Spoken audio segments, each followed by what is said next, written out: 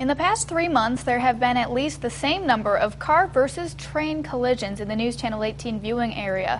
After a White County crash in March left a man dead, several of our viewers called for increased safety precautions for railroad crossings. Tonight, we take a look at who decides which crossings receive certain safety precautions and how you can stay safe when it comes to railroads.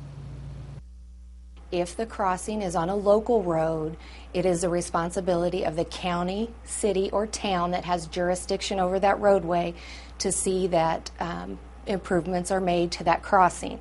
If the crossing is on a state road or a U.S. route, it is INDOT's responsibility.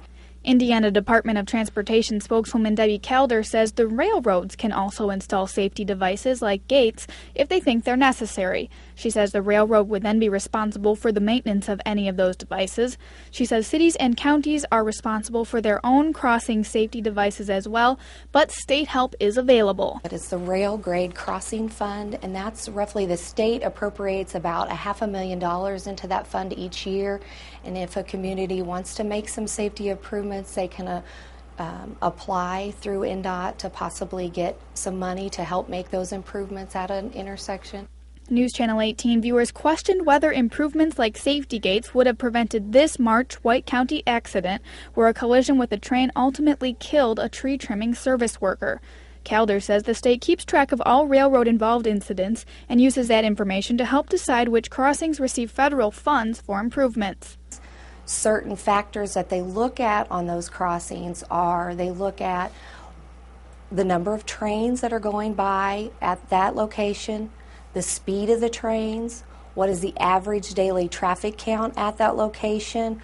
They look at the roadway. Is it a 2-lane road? Is it a 4-lane road?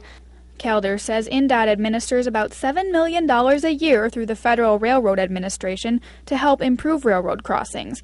She says that usually affects 30 to 35 crossings each year. But as technology advances, drivers have even more to pay attention to. We have been operating with remote control engines in Lafayette since 2002.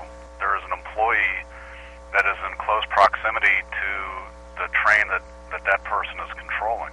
Rudy Husband is a spokesman for the Norfolk Southern Corporation. He says the railroad company has increased use of these remote-controlled train cars in the past couple of years and installed 7 signs around the Lafayette area in January to remind drivers to stay vigilant. It's all part of the way technology in the rail industry is evolving. As INDOT and Norfolk Southern work to keep rail crossings safe, Husband and Calder agree there is still responsibility on the part of the driver. People need to be vigilant around railroad crossings regardless of the type of locomotive that's being operated. We cannot stress enough for drivers to pay attention to the warnings and control devices that are already in place and pay special and close attention each and every time.